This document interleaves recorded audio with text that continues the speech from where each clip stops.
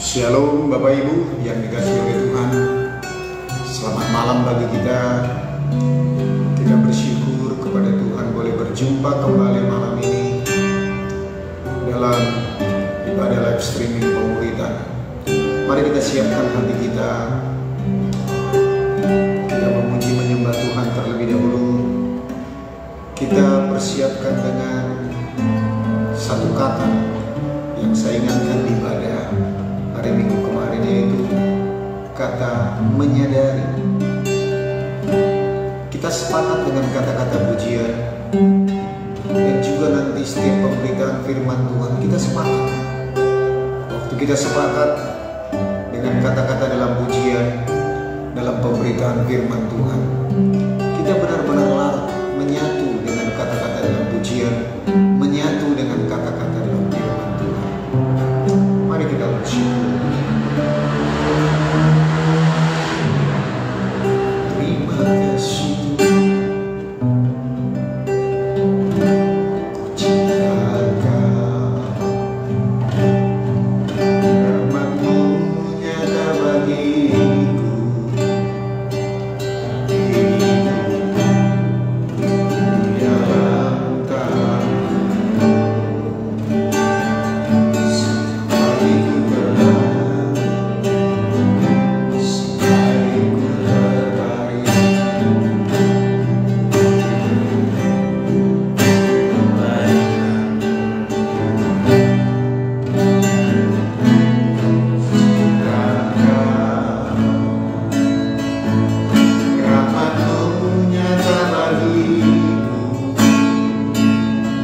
hidup di dalam tangan-Mu.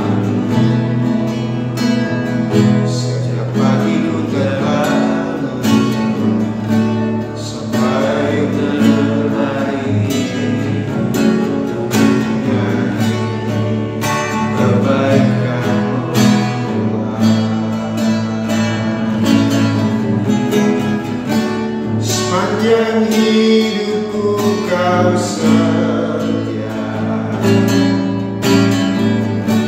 sepanjang hidupku Kau sangat baik. Nafasku memuliakan,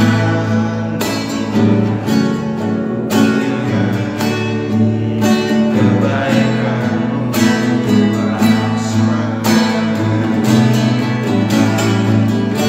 sepanjang hidupku Kau setia,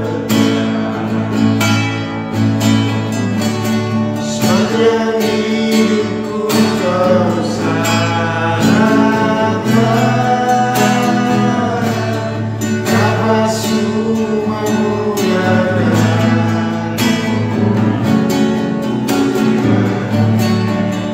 kebaikan-Mu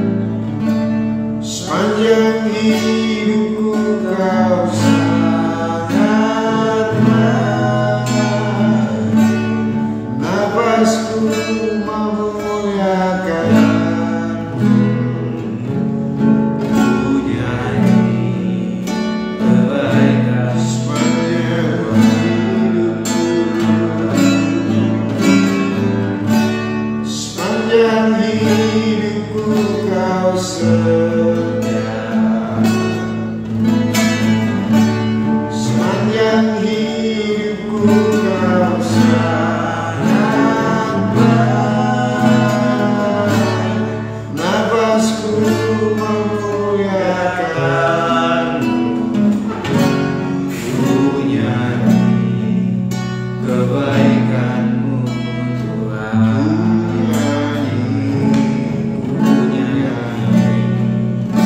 Kebaikanmu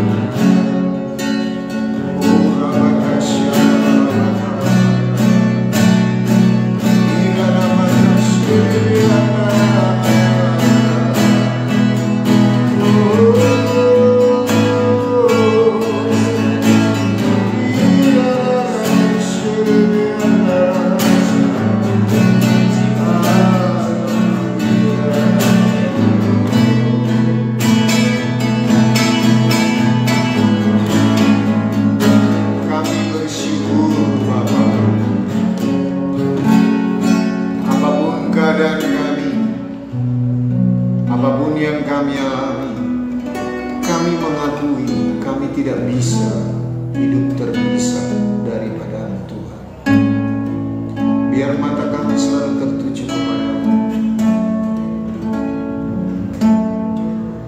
Pada pagi hari, siang, sore, sampai malam hari, bahkan pada saat kami tidur pun, roh kami bersekutu dengan Engkau.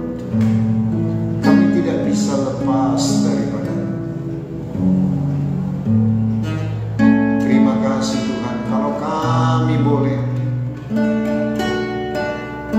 kesempatan bersekutu bersama-sama sekalipun lewat media online ini Tuhan. Kami menyadari kehadiran-Mu dalam hidup kami.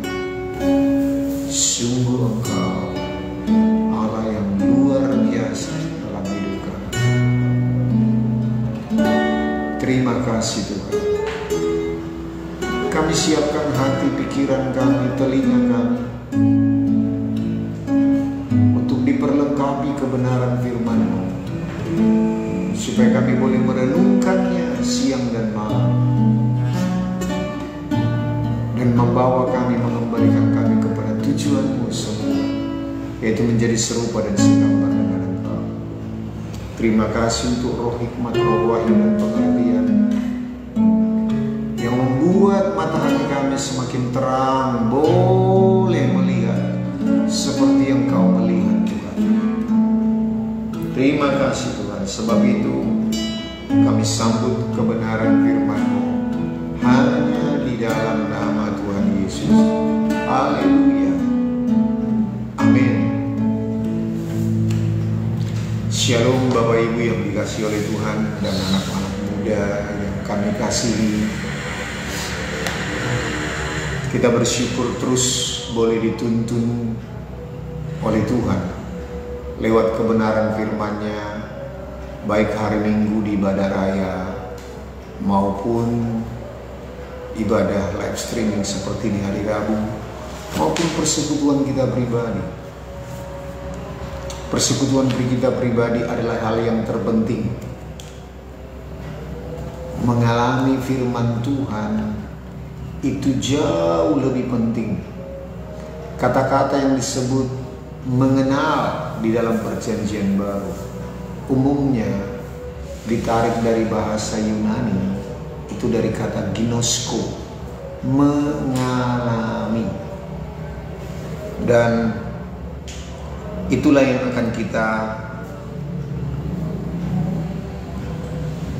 selidiki malam ini dari kebenaran firman Tuhan. Biarlah Roh Kudus berbicara sementara saya menyampaikan kebenaran firman Tuhan, tetapi kita semuanya secara pribadi juga mendengarkan Tuhan berfirman, Roh Kudus berfirman secara pribadi bagi kita. Nah, dalam hampir 1 bulan ini kita mendengarkan firman Tuhan, yaitu bagaimana cara menggenapinya, yaitu destiny ilahi, tujuan ilahi dalam kehidupan kita. Adalah orang yang sangat rugi bagi kita yang tidak bisa menggenapi tujuan Allah dalam kehidupan kita. Sekalipun kita sukses secara dunia, kita punya harta, uang dan berlimpah, kita punya jabatan, kita punya koneksi kemana-mana. Nah, lihat secara dunia sepertinya kita dipandang berhasil. Tetapi kalau kita tidak mengerti rencana Tuhan, kalau kita tidak mengerti tujuan Allah dalam kehidupan kita, itu yang saya sebut dalam beberapa bulan terakhir ini, yaitu berhasil dalam tujuan yang salah. Sekalipun berhasil secara dunia, tetapi dalam kacamata Tuhan Allah pencipta kita, kita tidak bisa dibilang berhasil. Sebab kita tidak tahu apa tujuan Allah dalam kehidupan kita. Ataupun kita tahu apa tujuan Allah dalam hidup kita, tetapi kita tidak berusaha untuk melakukannya, menggenapinya. Itu artinya kita menyia-nyiakan kasih karunia itu. Sebab tujuan Allah menebus kita di kayu salib bukan hanya menghapus dosa, menghapus hukuman kita dari dosa, tetapi yang terutama adalah mengembalikan kita menjadi serupa dan segambar dengan Allah. Tetapi bagaimana caranya mengembalikan kita supaya serupa dan segambar dengan Allah? Hubungan kita dipulihkan terlebih dahulu. Nah, dosa adalah penghalang kita berhubungan dengan Tuhan. Nah, itu yang Tuhan bereskan terlebih dahulu di kayu salib. Dia menghapus dosa seisi dunia. Begitu Bapak Ibu. Bahkan dia menghapus dosa kita di masa lalu, dosa kita di masa sekarang, dosa kita yang akan datang. Nah, tetapi nggak bisa berhenti di situ saja. Nanti muncul pertanyaan, kalau begitu, aku bisa dong berbuat dosa lagi? Sebab itu akan diampuni oleh Tuhan di masa yang akan datang. Oh, bukan begitu pengertiannya Bapak Ibu. Untuk itu kita perlu Roh Kudus memberikan pengertian yang baru bagi kita, yaitu potensi dosa, yaitu mesin pembuat dosa, yaitu kodrat dosa yang ada dalam hidup kita, yang kita terima lewat Adam dan Hawa. Itu yang perlu dibereskan. Nah, itu dibereskan melalui kita berhubungan dengan Tuhan Allah kita. Kita menerima kebenaran firman Tuhan. Kebenaran firman Tuhan itu kita peroleh oleh karena kita berhubungan dengan Tuhan, intim dengan Tuhan. Nah, supaya kodrat ilahi itu muncul, kita harus lahir baru. Dan kita harus mengalami kematian dari manusia lama, seperti dibilang Paulus dalam Roma 6 ayat 3-4. Coba kita lihat.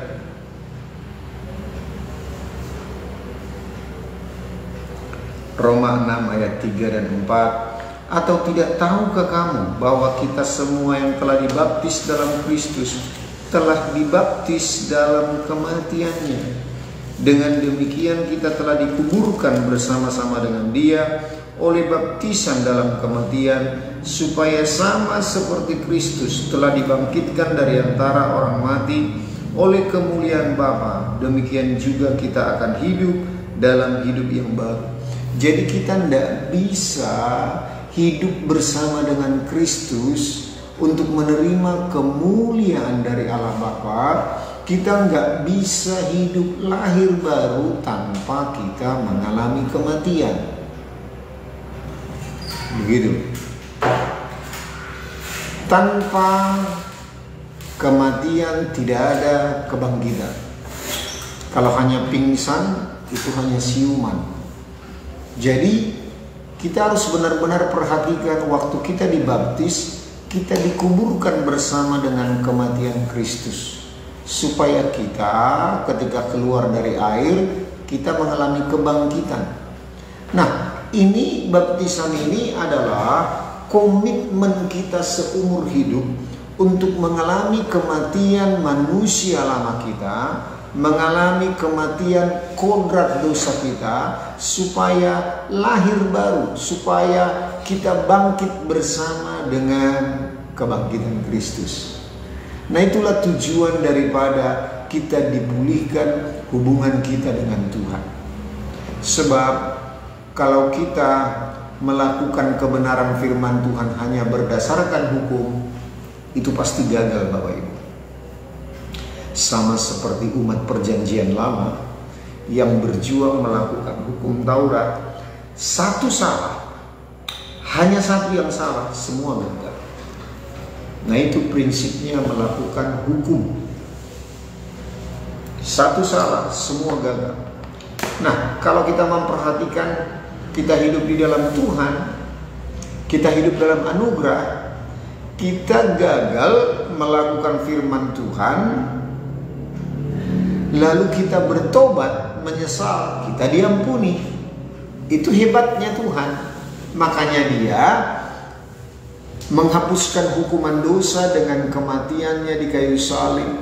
Oleh darahnya kita dibebaskan dari hukuman dosa. Nah, lihat Bapak Ibu, coba saya singgung sedikit tentang darah anak domba. Di perjanjian lama, umat Tuhan di perjanjian lama akan membawa anak domba yang sulung untuk dibawa kepada imam untuk menghapus dosa yang mereka telah lakukan. Dan domba ini akan disembelih, tetapi sebelum disembelih, domba ini akan dicek terlebih dahulu. Pertanyaannya, kenapa domba yang dicek? Kenapa domba yang diperiksa?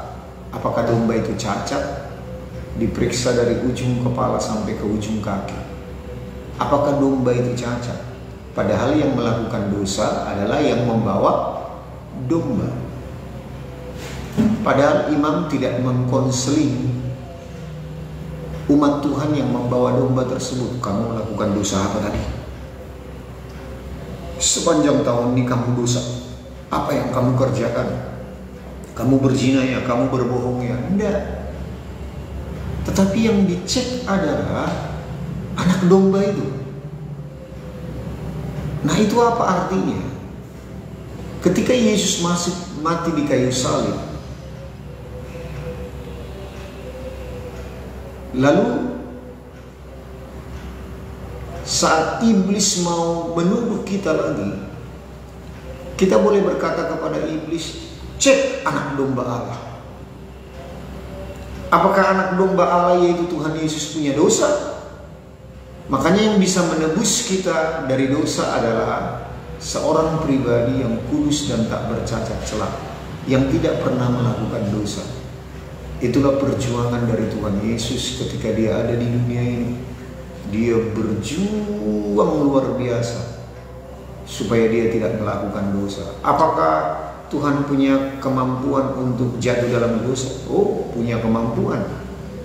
Bahkan waktu di Taman Getsemani, dia menawar itu.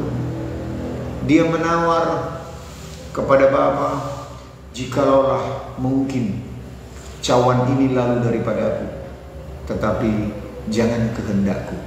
Nah, itu artinya dia punya kemungkinan untuk tidak melakukan kehendak Bapa. Itu artinya dia punya kemungkinan untuk jatuh dalam dosa. Sebab dosa itu adalah meleset dari sasaran. Sementara sasaran Bapa mengutus anaknya yang tunggal adalah untuk mati di kayu salib. Nah, lihat Bapak Ibu, ada pengertian yang saya dapat tentang doa Tuhan Yesus di kayu salib. Nah, dimulai dengan pertanyaan ini.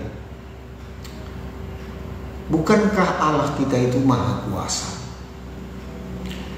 Bukankah Allah kita itu bisa menghapuskan dosa? Semua kita manusia tanpa kematian Yesus? Bisa nggak kira-kira? Sebab dia maha kuasa. Saya percaya bisa.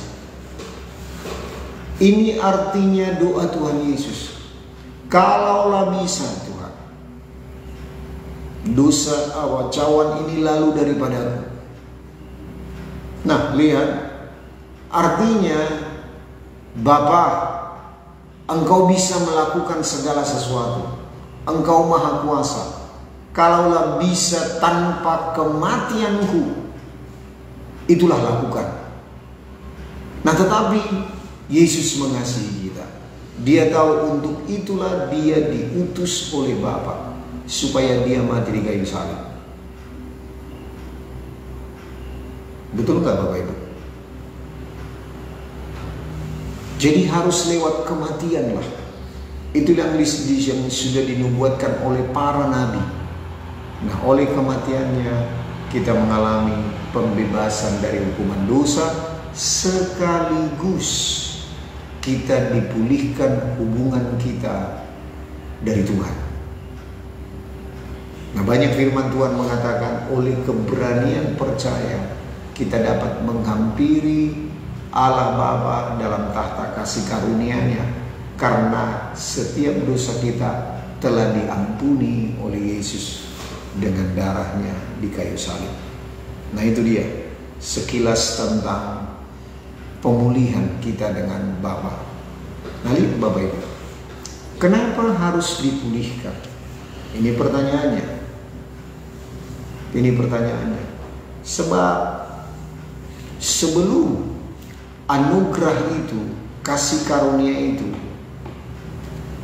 terbuka untuk bangsa-bangsa lain, yang disebut di Alkitab Gentiles, yaitu bangsa-bangsa lain di luar bangsa Yahudi. Sebelum anugerah kasih karunia itu kita terima, karena Tuhan datang kepada milik kepunyaannya. Kepunyaannya siapa? Orang Yahudi, orang Israel. Tetapi orang Yahudi menolak dia. Maka anugerah kasih karunia itu berpindah kepada Gentiles, kepada bangsa-bangsa lain. Nah, sebelumnya orang Yahudi sudah ditawarin Bapak Ibu. Nah, inilah rahasia dari kebenaran firman Tuhan. Rahasia Allah yang tersembunyi. Paulus mengatakan, nanti kita akan buka. Paulus mengatakan rahasia ini tersembunyi dari abad ke abad, dari turunan ke turunan. Artinya dari zaman sebelum Paulus ada, sebelum Yesus datang ke dunia ini, rahasia itu tersembunyi di zaman nenek moyang mereka. Nah, coba kita lihat waktu Tuhan membawa orang Israel keluar dari Mesir masuk ke padang gurun sebelum masuk tanah perjanjian.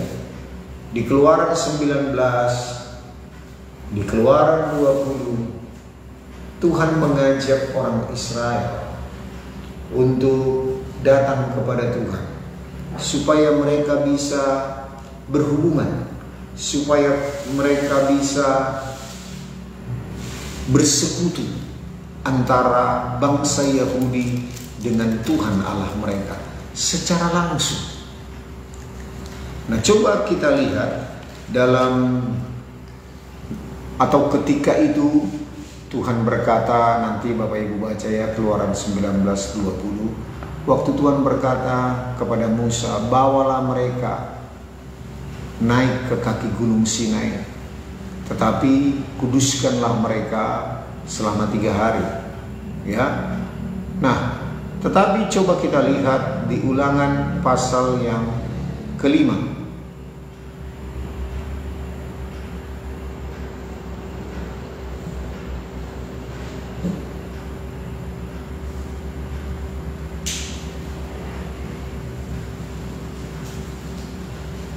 Ulangan pasal yang ke-5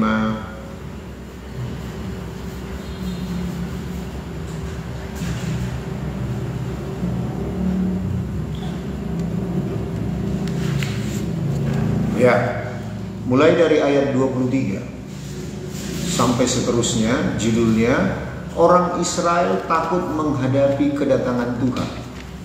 Nah, lihat, ketika kamu mendengar suara itu, Ulangan 5 ayat 23, dari tengah-tengah gelap gulita, sementara gunung itu menyala, maka kamu, yakni semua kepala sukumu dan para tua-tuamu, mendekati aku dan berkata, sesungguhnya Tuhan Allah kita telah memperlihatkan kepada kita kemuliaan dan kebesarannya, dan suaranya telah kita dengar dari tengah-tengah api.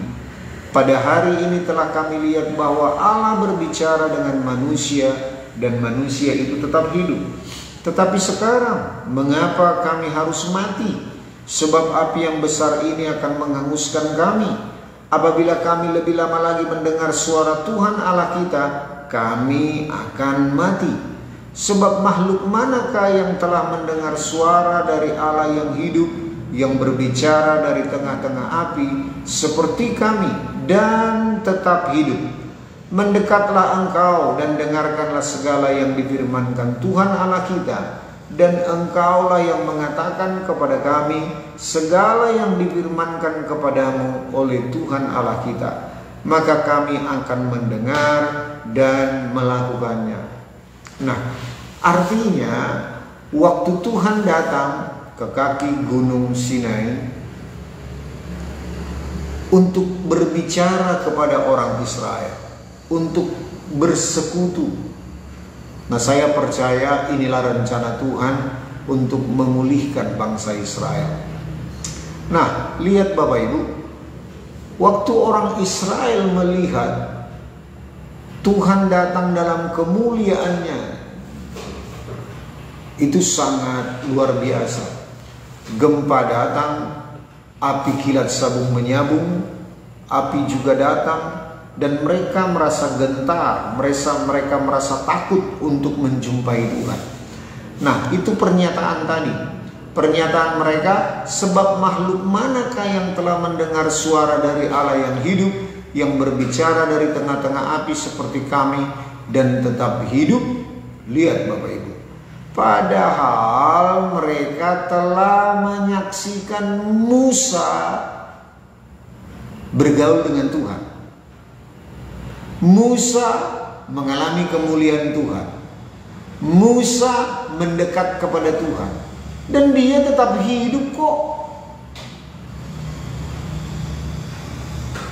Ini satu keadaan yang tidak relevan pernyataan mereka.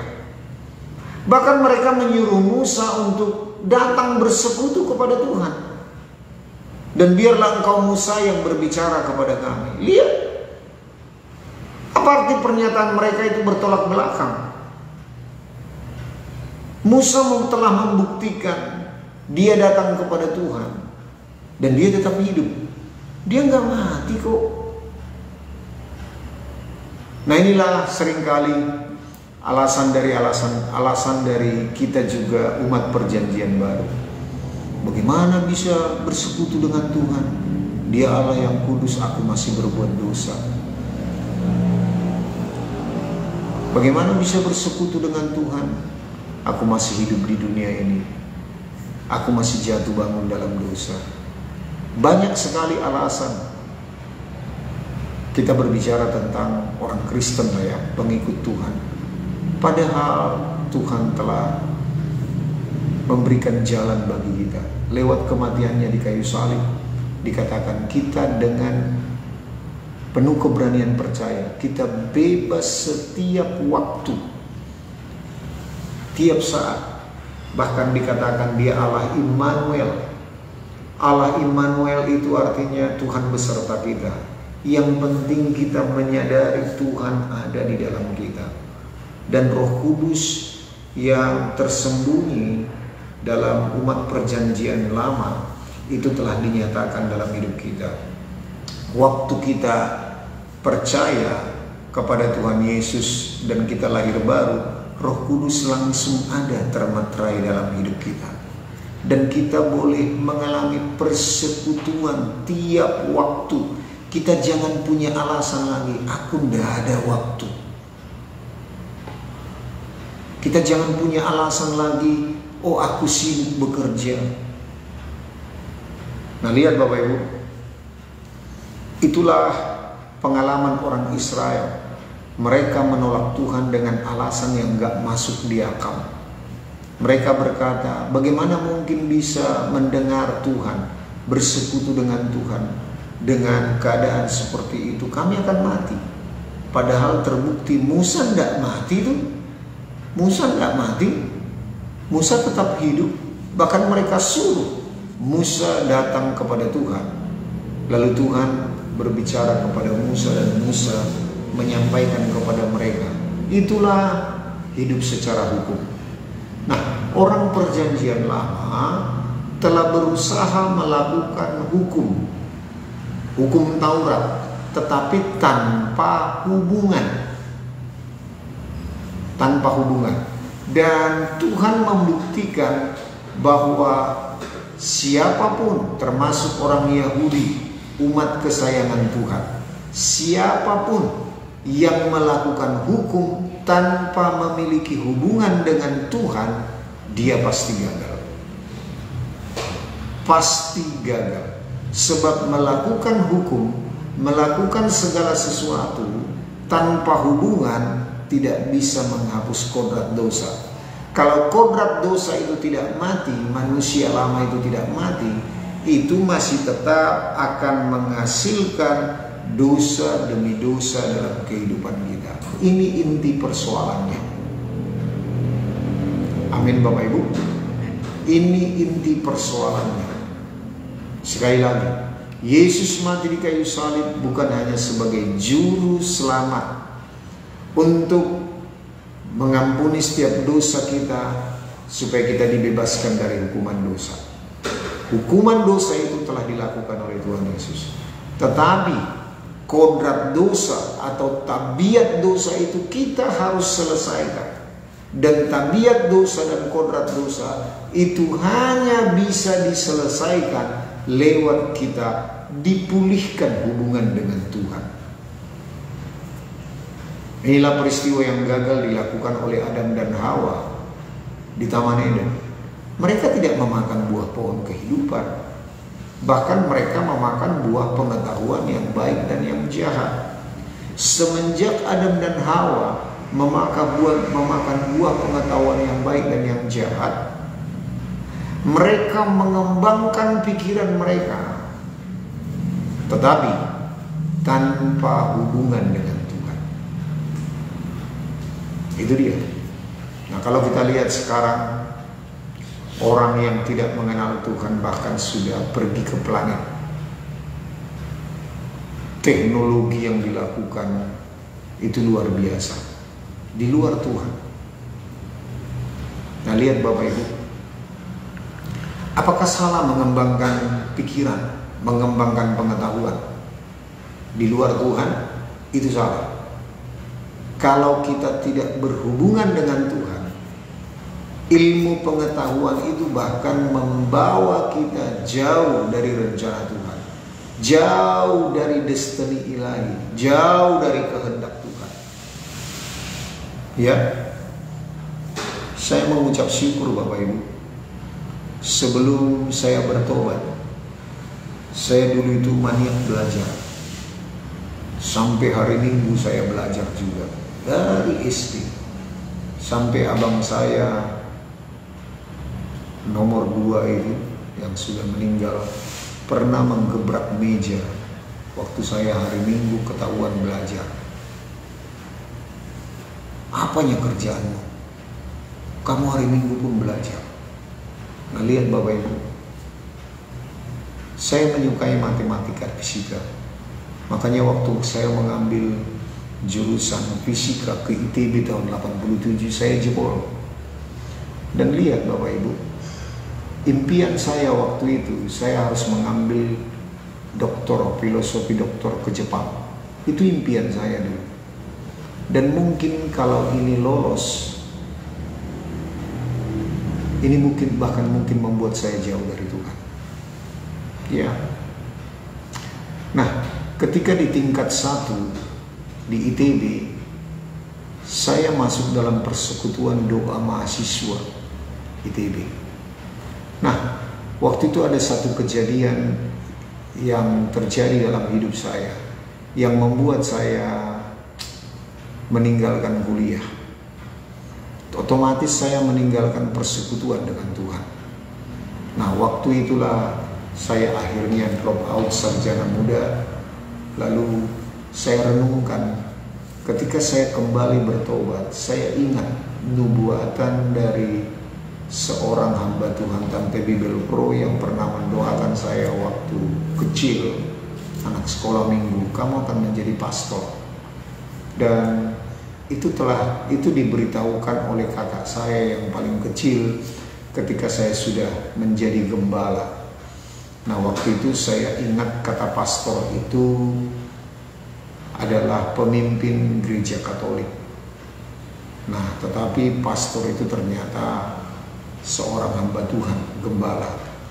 Nah, jadi kalau saya renungkan perjalanan hidup saya, kemungkinan saya akan jauh dari Tuhan ketika saya berhasil dalam ilmu yang saya raih. Nah, kalau saya ke Jepang tentunya akan semakin jauh dari Tuhan. Di Jepang itu banyak agama Shinto, dan juga kalau saya tidak benar-benar mengenal Tuhan, mengalami pertumbuhan serius dengan Tuhan, ketika saya memandang dari kacamata Tuhan pada hari ini, itu akan membuat saya semakin jauh dari Tuhan. Ya, nah, lihat Bapak Ibu, apapun yang kita raih, keberhasilan kita di dalam Tuhan, bukan di luar Tuhan, uang, harta, jabatan, dan juga koneksi, semua segala macam, tanpa kita mengenal Tuhan, itu akan membuat kita jauh dari Tuhan. kita mengembangkan pikiran kita, pengetahuan yang baik dan yang jahat ketika kita berpisah dari Tuhan. Nah, posisi Adam waktu itu kan masih murni, belum melakukan dosa. Dia masih polos, dia tidak pernah jatuh dalam dosa. Nah, tetapi dia selalu hidup bergantung kepada Tuhan. Dia bersekutu dengan Tuhan. Tetapi salahnya adalah ketika dia memilih apa yang dilarang oleh Tuhan, yaitu dia memilih mengembangkan pikirannya, yaitu memakan buah pengetahuan yang baik dan yang jahat. Itu bahkan membuat dia jauh dari Tuhan. Bahkan dia terpaksa diusir dari Taman Eden, sekalipun Tuhan tidak meninggalkan dia. Nah, lihat Bapak Ibu, hubungan kita dengan Tuhan jauh lebih penting daripada segalanya. Jauh lebih penting dari segalanya. Nah, kalau kita mengaplikasikan dalam hidup kita sehari-hari, kita akan ngomong kepada, coba kita buka dulu ya, Ulangan pasal 6.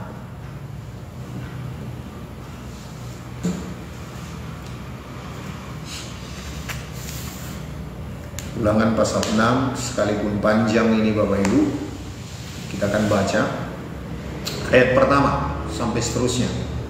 Inilah perintah, yakni ketetapan dan peraturan yang aku ajarkan kepadamu atas perintah Tuhan Allahmu untuk dilakukan di negeri kemana kamu pergi untuk mendudukinya, supaya seumur hidupmu engkau dan anak cucumu takut akan Tuhan dan berpegang pada segala perintah dan segala ketetapan dan perintahnya yang kusampaikan kepadamu, dan supaya lanjut umurmu.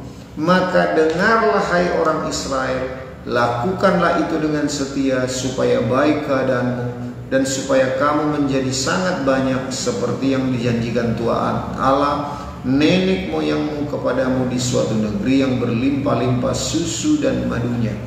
Dengarlah hai orang Israel, Tuhan itu Allah kita, Tuhan itu Esa.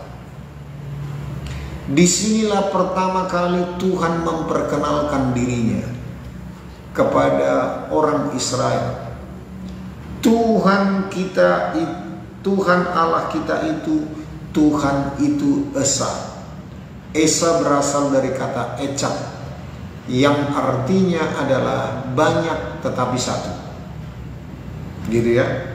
Nah, tetapi waktu ayat ini dikutip oleh Tuhan di Perjanjian Baru,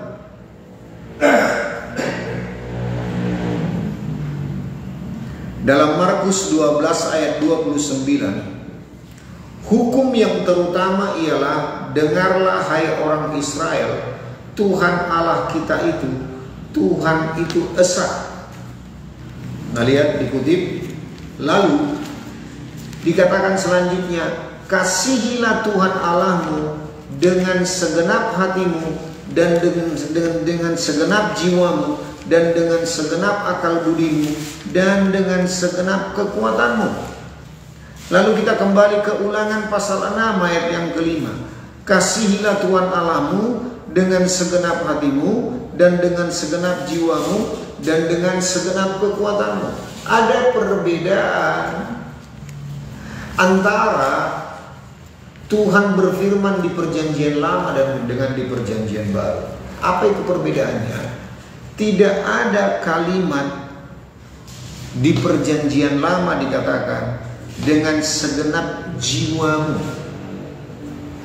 atau dengan segenap akal budimu. Tetapi Tuhan Yesus menambahkan pernyataan itu.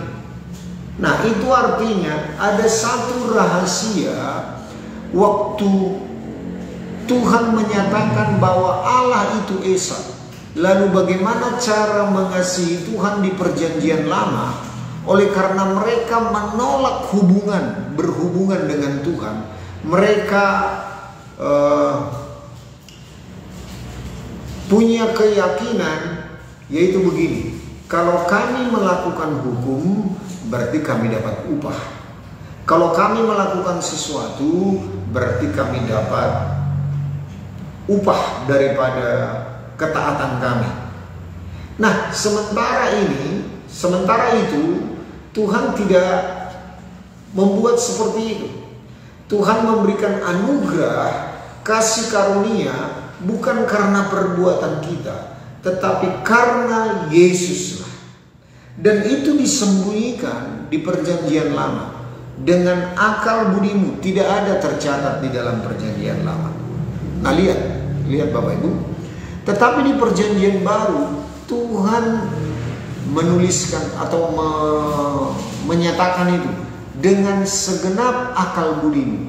Artinya di perjanjian baru pengenalan kita akan Tuhan yang membuat akal budi kita berkembang, yang membuat kita boleh mengembangkan akal budi kita karena mengasihi Tuhan, bukan karena melakukan dengan hukum, bukan karena memakan buah pengetahuan yang baik dan yang jahat.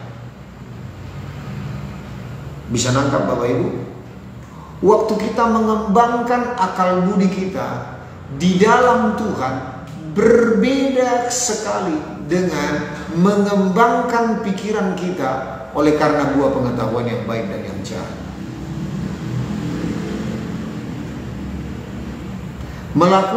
Mengembangkan pengetahuan itu dengan menolak hubungan bersama dengan Tuhan, itu tidak akan mungkin bisa tercapai mengasihi Tuhan.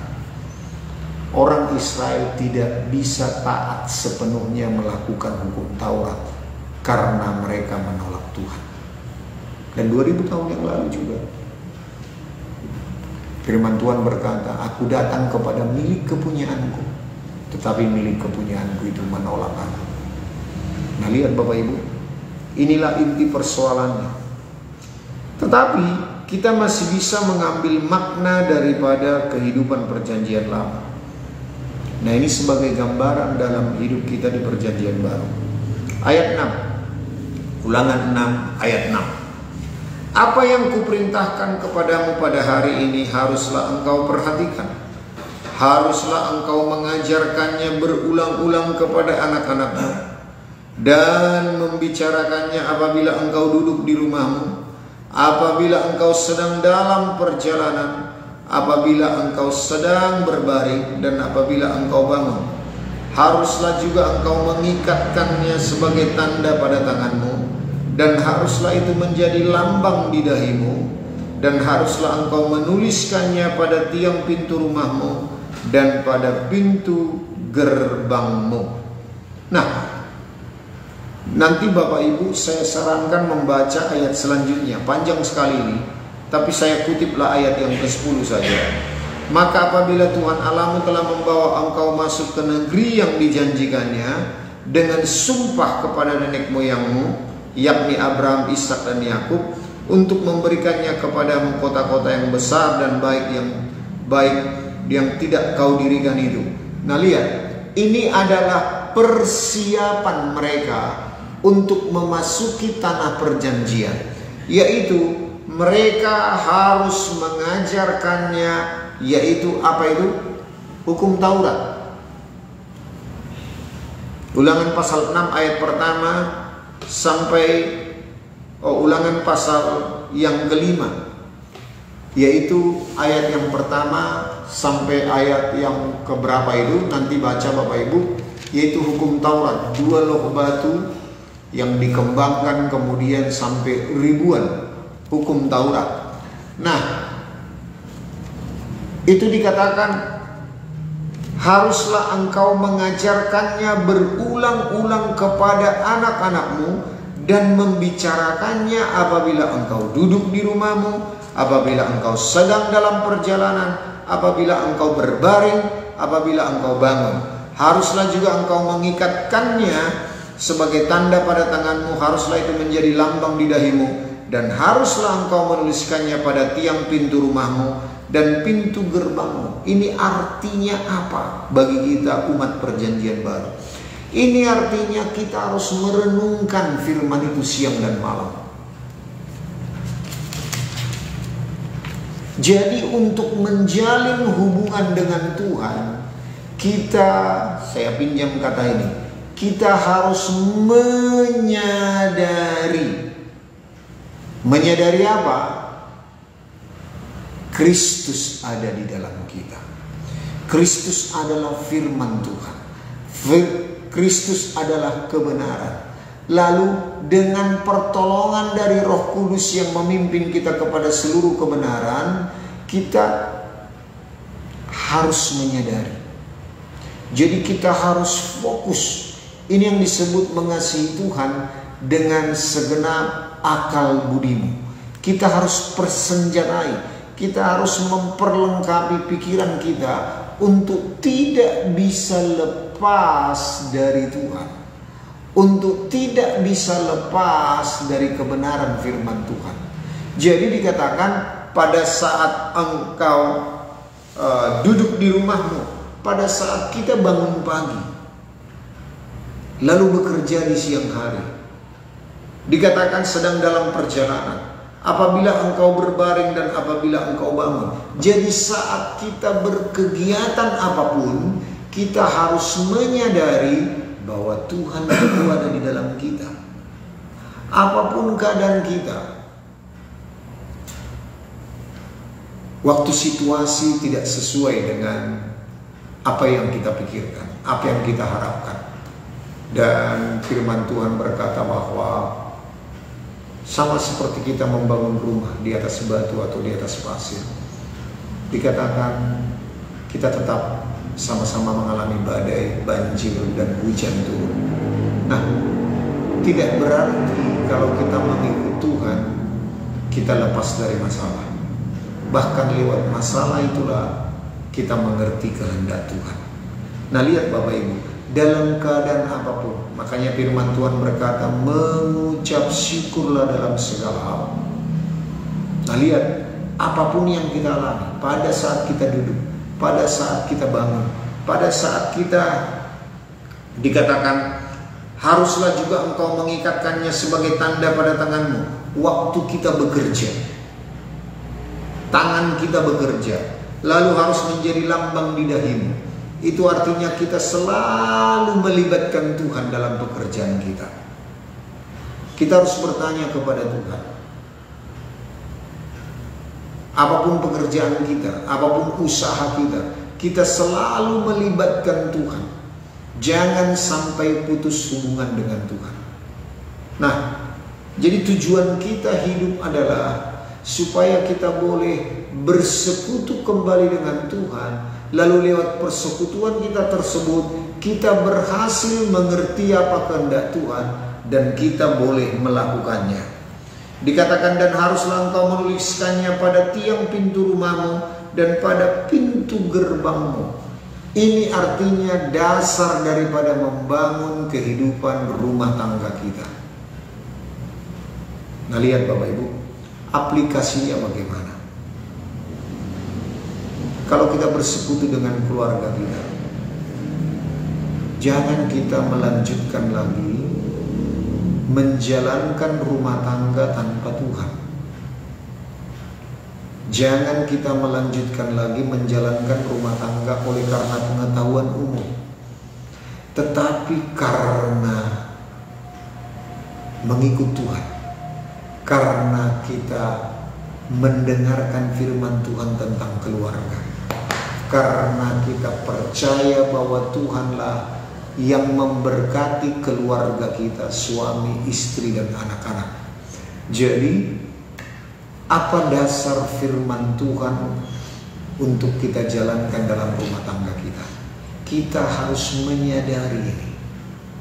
Nah, lihat Bapak Ibu, waktu kita memperlakukan istri kita, apa kata firman Tuhan? Kasihilah sesamamu.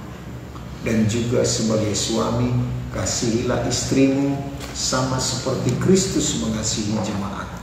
Dia mati, dia rela mati bagi jemaat. Dan kita pada umumnya suami sangat gengsi. Ya, kalau kita tidak mengenal Tuhan, kita sangat gengsi untuk minta maaf kepada istri kita, pasangan kita. Kita sangat gengsi mengakui kelemahan kita kepada istri kita, kepada anak-anak kita. Dan kita harus merombaknya, Bapak Ibu. Kita harus merubahnya. Kita tidak bisa lagi melanjutkan membangun rumah tangga kita di luar firman Tuhan. Kita harus membangun rumah tangga kita dalam kebenaran firman Tuhan. Menyadari bahwa kita membangun rumah tangga sebagai suami, kita menyadari bangun pagi-pagi memperlakukan istri sama seperti Kristus memperlakukan jemaat. Kalau ini dalam perenungan kita sebagai suami di rumah tangga, kita akan jauh dari perkataan-perkataan yang menyakiti hati istri. Kita akan jauh untuk membuat sakit hati istri. Begitu juga dengan istri. Kalau kita membangun rumah tangga kita, bangun di pagi hari, kita betul-betul mempraktekkan firman Tuhan karena kita merenungkan, hormatilah, taatlah kepada suamimu. Nah, bagaimanapun kalau kita merenungkan firman Tuhan itu dan berusaha melakukannya dalam hidup rumah tangga kita, maka sebagai istri kita tidak akan memberontak. Kita tidak akan memberontaklah atau bersungut-sungut atau juga perkara-perkara yang tidak menyenangkan hati Tuhan. Nah, sebagai anak-anak juga, kalau kita merenungkan firman Tuhan, lalu kita menjalankan rumah tangga itu, kita menghormati orang tua kita. Orang tua juga mengasihi anak-anak. Nah, kalau kita merenungkan firman Tuhan setiap waktu, menyadari Tuhan, menyadari firman-Nya dalam hidup kita setiap waktu, bukan hanya saat ibadah. Hari Minggu kemarin saya katakan, mari umat Tuhan jangan datang ke gereja dengan agamawi lagi, dengan liturgis. Jangan hanya memperhatikan puji-pujian itu sebagai liturgis, mendengar firman Tuhan lalu pulang begitu saja tanpa bersekutu dengan Tuhan. Tetapi mari kita menyadari, yaitu kata-kata dalam pujian, kata-kata dalam penyembahan itu, kita mengucap syukur, kita sepakat dengan kata-kata dalam pujian itu artinya kita sepakat dengan surga, sepakat dengan Tuhan. Lalu kita tanpa terasa kita meneteskan air mata. Nah, lihat, orang yang bisa memuji menyembah Tuhan adalah yang punya hubungan dengan Tuhan. Nah, jangan heran Bapak Ibu, kalau ada orang Kristen walaupun datang ke gereja, dia tidak bisa menikmati hadirat Tuhan. Hadirat Tuhan itu dari dalam, dengan menyadari Kristus ada di dalam kita. Jadi kita tidak berharap dari luar. Jadi kita berharap dari luar itu berharap euforia, dengar musik yang bagus, dengan dengar suara daripada worship leader yang hebat, yang keren. Mungkin juga worship leader harus ganteng, harus juga cantik begitu. Itu euforia dari luar. Tetapi Kristus ada di dalam kita. Itu yang perlu kita renungkan. Jadi mari lihat Bapak Ibu, kita tidak bisa melakukan kebenaran tanpa kita dipulihkan hubungan kita dengan Tuhan. Jangan seperti orang Israel menolak Tuhan dengan berkata kepada Musa, engkaulah yang menerima firman itu, lalu beritahukanlah hukum-hukumnya bagi kita. Kita tidak akan sanggup melakukan hukum kalau kita tidak dikembalikan bersekutu dengan Tuhan. Amin Bapak Ibu. Sebab itulah tujuan Tuhan datang ke dunia ini, selain mengampuni kita, menghapus setiap dosa pelanggaran kita, Dia juga datang untuk mengembalikan kita supaya bisa bersekutu dengan Tuhan. Nah, mari kita lanjut Bapak Ibu, kita aplikasikan dalam hidup kita sehari-hari. Jangan kita mendengar firman Tuhan hanya untuk mengisi otak kita, mengisi pikiran kita. tetapi mari kita berusaha mempraktekannya. Memang tidak semudah mengucapkannya, tetapi kita harus sedikit memaksa, yaitu menyadari Tuhan dalam hidup kita, menyadari firman-Nya, berusaha untuk mengerti kehendak Tuhan. Itulah bagian kita. Jadi mari kita pulih hubungan kita dengan Tuhan. Amin. Mari kita tutup dengan doa. Kami bersyukur Tuhan, kalau kami terus Engkau perlengkapi, Engkau tuntun kami. Sebab bagaimana mungkin kami bisa mengasihi Engkau tanpa kami dipulihkan kepadamu Tuhan.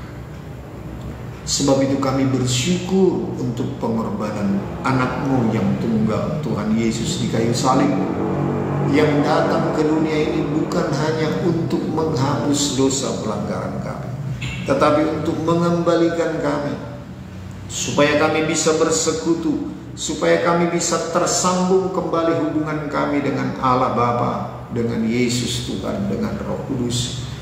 Karena tanpa kami dipulihkan, tanpa kami diampuni dosa, kami tidak mungkin bisa dikembalikan kepada Tuhan. Terima kasih firman-Mu malam ini. Roh Kudus, berfirmanlah, berbicaralah terus kepada kami. Kami akan terus berjuang untuk menyadari kehadiran-Mu dalam hidup kami. Sebab Yesus Tuhan dan Roh Kudus telah ada di dalam pribadi kami, di dalam hidup kami. Itulah rahasia dari abad ke abad, dari turunan ke turunan. Kami mau menyadarinya Tuhan, supaya kami boleh mempraktekkan, membangun rumah tangga kami. Pada saat kami duduk, pada saat kami berbaring, pada saat kami berjalan, pada saat kami keluar rumah, pada saat bekerja, kami terus merenungkan Taurat-Mu siang dan malam. Dan kami mempraktekkan apapun yang kami lakukan, semua kami lakukan sama seperti untuk Tuhan. Terima kasih Bapa, hamba-Mu telah selesai berbicara. Engkau Roh Kudus melanjutkannya setelah acara ini, supaya kami semakin mengenal Engkau. Kami mau mengalami Tuhan, kami mau mengalami hidupnya Tuhan. Terima kasih Bapa. Kami bersyukur di dalam nama Tuhan Yesus. Kami mengucap syukur dan berdoa. Haleluya. Sama-sama kita katakan amin. Ya, selamat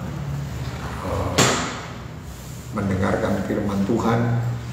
Bagi yang terlambat, boleh mendengarkan siaran ulang dan berusaha kita mengaplikasikan dalam hidup kita.